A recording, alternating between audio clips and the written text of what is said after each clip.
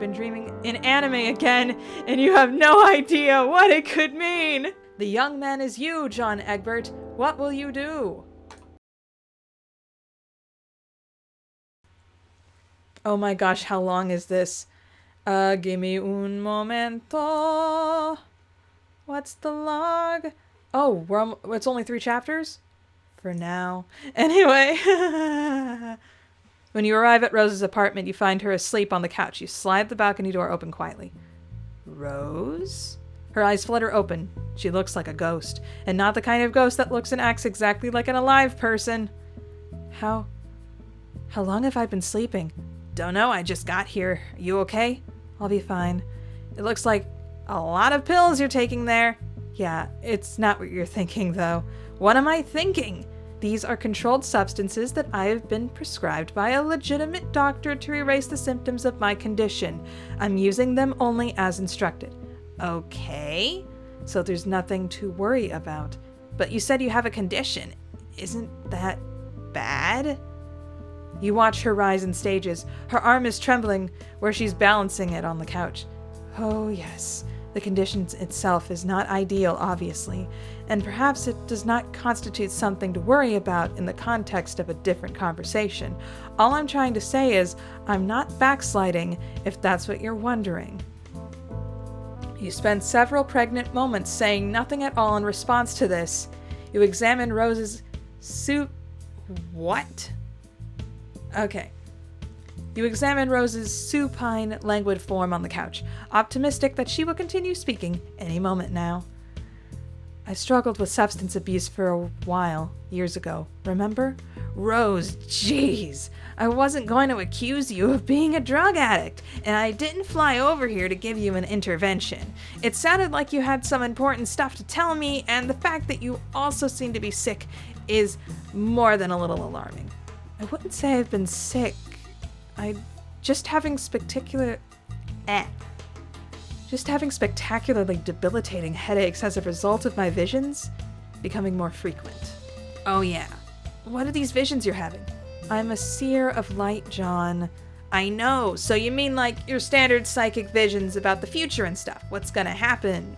Should we be worried? It technically doesn't pertain to the future. Well, not our future. My responsibilities have broadened considerably beyond their previous horizon. They shed light on many unseen events, past, present, future, in realities and frames of reference that have no intersection with ours at all.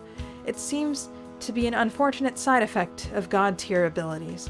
They can advance at a rate beyond one's physical ability to keep up with. Fortunately, it doesn't seem to be happening to anyone other than me. Yeah, can't say I've noticed anything like that. Or improvement of my powers, for that matter. It's not about gaining additional power so much as the gradual dissolving of the boundaries between your own awareness and that of your many doomed selves who've perished in other timelines. It's a slow and apparently rather uncomfortable accretion? Dang it. It's a slow and apparently rather uncomfortable accretion of knowledge. Perhaps I'm the only one to notice any change, since my aspect explicitly relates to knowledge. I guess that all makes sense. So what are these visions showing you? Many things. They're quite disjointed and sometimes hard to rearrange into coherence. But in totality, I've pieced together a greater understanding of our present situation and all the events that led us here. You watch Rose stagger to her feet and cross the apartment. At the kitchenette, she knocks back another pill with a practiced motion. No water. Her vacant stare drills into the countertop as she quietly waits for the medication to take effect. And what? What is the situation you wanted to tell me? Is it bad? Good and bad are words that don't mean anything beyond a certain threshold of mortal consideration. There's a different scale I have to understand, another dichotomy that's less emotional, I guess. Consider, instead of the word good, using the word essential. And what exists in the opposite polarity from essential is something that is best not to contemplate. What are you talking about? This sounds messed up. Yes, that sounds like a reaction you would definitely have to the things I'm telling you. I really should cut it out and just start from the beginning. You follow Rose to the balcony. She raises a hand and points directly into the clear blue sky. She points with purpose, as if to say, there. Right there, precisely, is where the green sun would be, if it existed. The green sun is gone. What? It has been destroyed, at least from the current frame of reference it has. It still existed, and therefore, in a way, that's hard to explain, currently exists, over a nearly infinite span of time, presiding over the birth and death of countless universes. But this universe, our universe, is not one of them. You saw this in a vision? No, Jade told me. She did? How did she know? She can't draw from its power anymore. She no longer has the ability of a first guardian. It's been this way for several years. I suspect she kept this fact on the down low, however. That's surprising, I guess. Or maybe not. I don't know, it's not like she tells me a whole lot these days. It's also not like she has any particular need to unleash the full fury of the green sun. Not while she's been gallivanting around with Dave and Karkat under whatever perplexing social arrangement they've settled on. Haha, gotcha. Anyway, her account of the sun's destruction syncs up with the data supplied by my visions. I have no doubt it's gone. How did that happen? It doesn't matter much for our purposes. There was a cataclysmic event, a suicide strike by a very powerful being, much like the one Dave and I attempted once upon a time. But it turns out the explosive force we released was only a catalyst, a casual gesture. What was needed to destroy the sun was a consumptive assault. Consumptive? The entire sun was swallowed by a supermassive black hole. I digress, though. You press your eyes shut just for a moment. Behind them you see a black hole so supermassive that it spans the width of eternity. You quickly open your eyes again and pretend to forget what you just saw. There's really no route through this expository garden path that will adequately cushion you for the bottom line, John. You need to travel back to Canon and defeat Lord English. Into Canon! We're not canonical anymore! You shrug and try to look casual. You pull off the most casual shrug that a guy has ever shrugged when being presented with the inevitability of his own fate. If Rose were looking at you right now, she would be totally convinced that you were approaching this topic with a level of nonchalance that is entirely plausible and genuine. You're sure of it. Yeah, I had a feeling that was going to come up again someday. I'm sure we all did. That is, even those of us without visions. I was doing my best not to think about it. I guess we can't put it off any longer then. Now is the time. We're rapidly approaching a point of no return. If the decision isn't made soon, it will be too late. The issue will no longer matter. I guess this is what happens when you mess with the, house situation. It just causes issues. When exactly is the point of no return? Today. Wow, okay then. First, one question. Why? Why what? Why do I need to go back and beat him? I mean, sorry if this is a stupid question, but I guess he's a huge awful monster, and that's just what you're supposed to do with huge awful monsters. Take them down for their crimes and such. But why does he exactly need to be defeated at all? To be honest, it's been years since we even bothered thinking about any of this. And everything seems... That's just what I thought. I'm like, I understand that Caliborn is like the worst, even though he's my garbage son and I love how terrible he is. But yeah, the whole does the villain really need to be defeated? That is such a very... I'm not a big fan of that, but this seemed like a good... I'm not a big fan of that point of reference, that point of view, that villainy and evil doesn't need to be defeated. But for Homestuck, I don't know. This seems like the right course, but who knows? We haven't got to any part we haven't gotten to a conclusion on that. So let's see. Take a look around and survey the current status of all life on Earth, which is totally possible to do from the vantage point of a single apartment balcony. Fine. Of course, everything is fine here. We're outside of canon now. Yeah, I know. What does that actually mean, though? Are you saying this isn't really happening? Of course it's happening. Just because certain events take place outside of canon, it doesn't mean those events are non-canon. Oh, so Rose is as well as non-canon. So I was correct with the original assumption that the non-canon stuff is all happening, and all of it's happening. It's all real. Don't you see? Okay. Oh. In other words, there is an important distinction between events which can be considered to occur inside canon, outside canon, and those which are not canon at all. The day we went through that door and claimed our reward, we passed a threshold between continua marked by differing degrees of relevance, truth, and essentiality. Those are the 3 pillars of canon. What?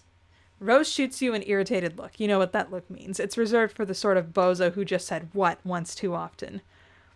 Any event said to take place inside canon will have non-zero values of relevance and essentiality, while maintaining an absolute foundation of truth by definition, whereas events outside canon have diminished values of relevance and essentiality, or, for the most part, can be considered either relevant or not essential at all. But such events can't be said to be untrue either. Instead, it's best to regard their truth value as highly conditional. Are you still following? Say, yeah. Oh yeah, totally. So to be clear, everything that's taken place here on Earth-C since we exited canon can be considered completely irrelevant, and for the most part, absolutely inessential, yet none of it can be called untrue, at least up until precisely today. Okay, then what does non-canon mean? Events that are formally non-canon have no truth whatsoever, by definition.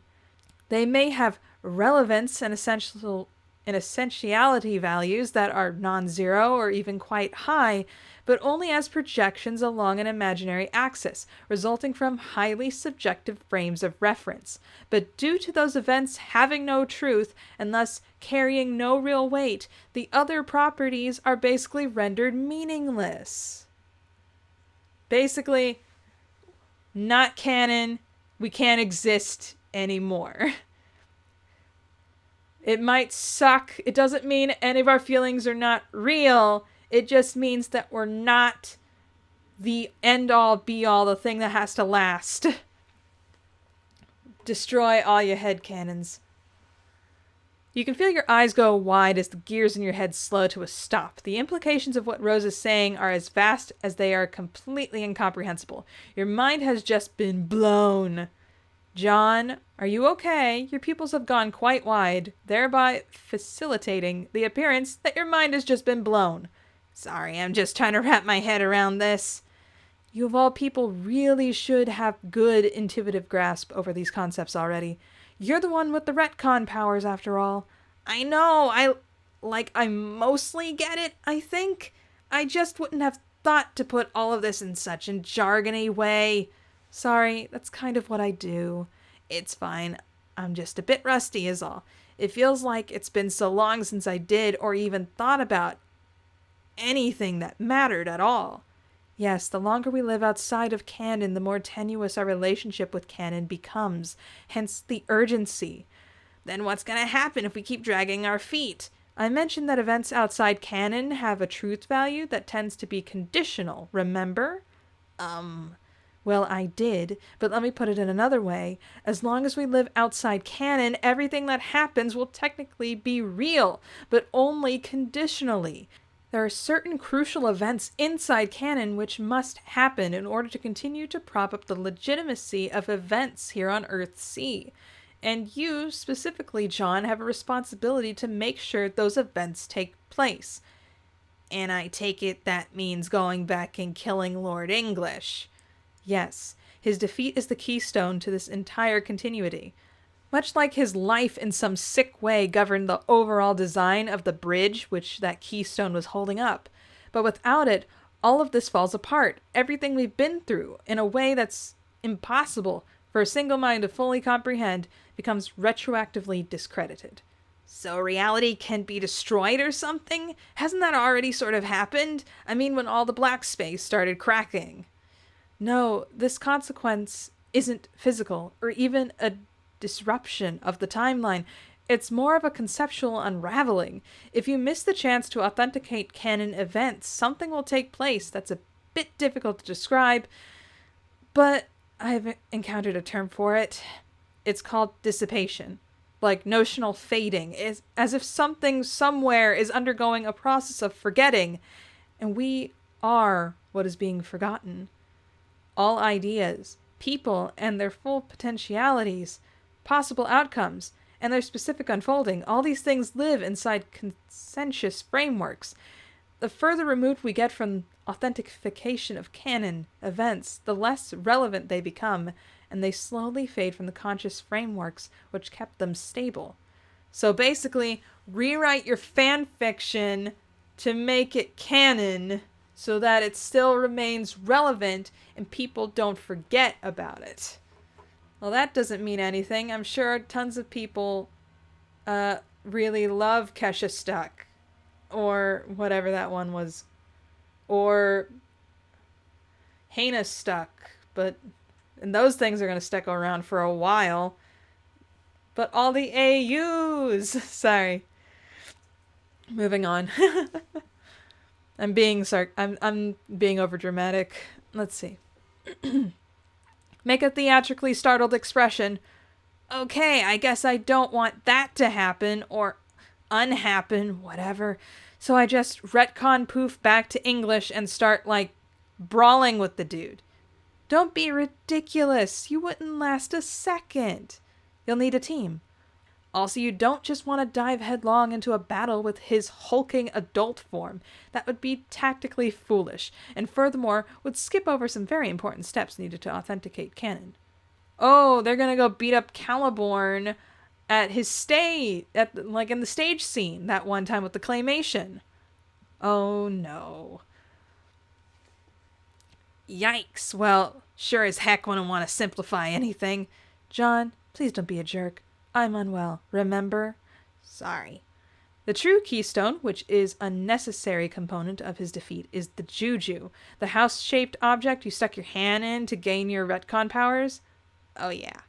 While empty, it resembles a gap, like a hole in canon whose only purpose is to be filled.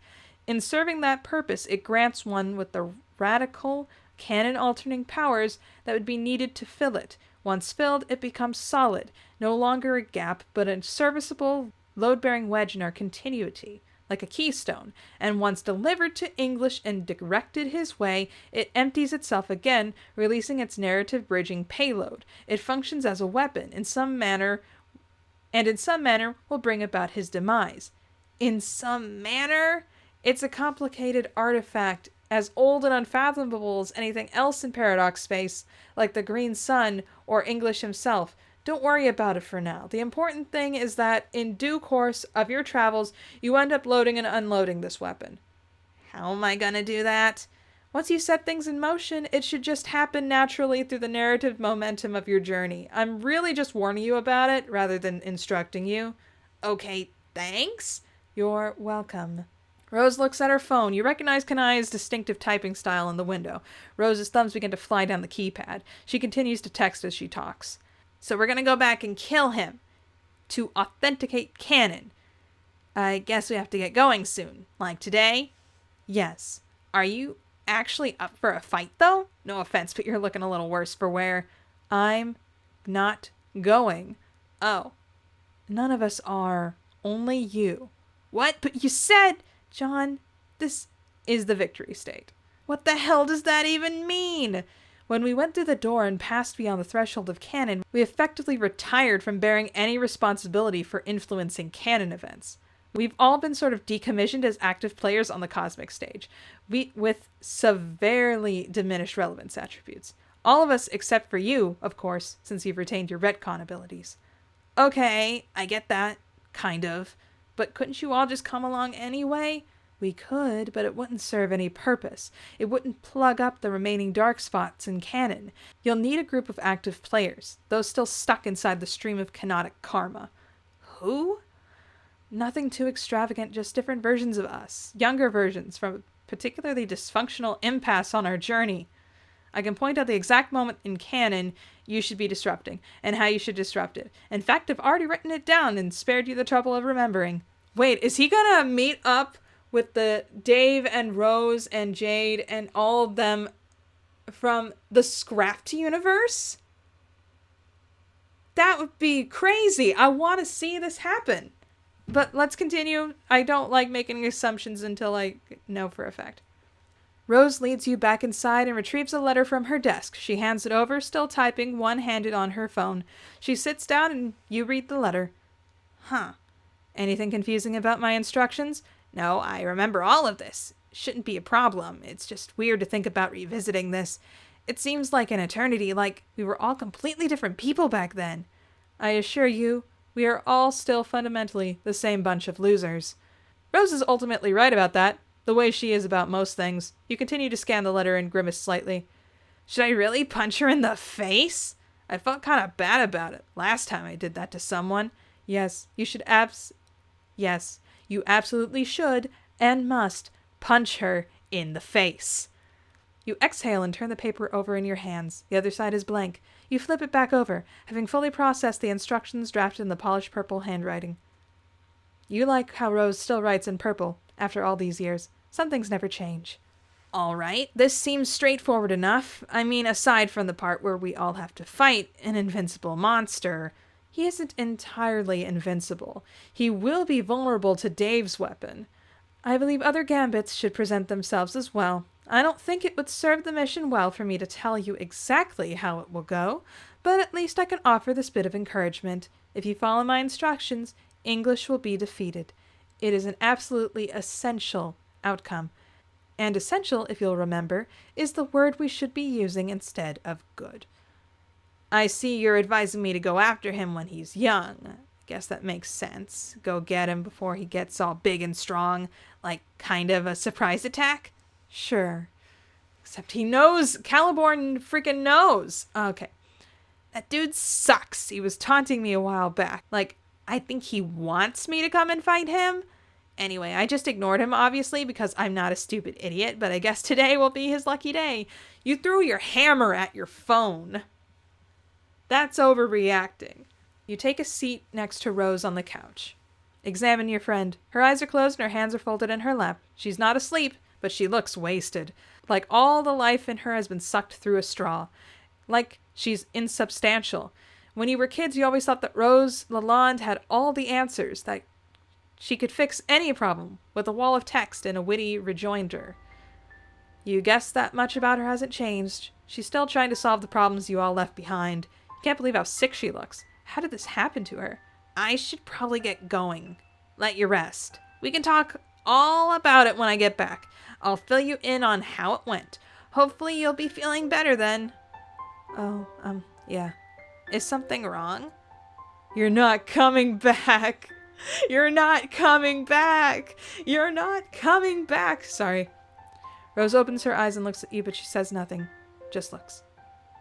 I'm not scared, if that's what you're worried about. You already said we're going to defeat him, so nothing to fret over, right? Yes, you...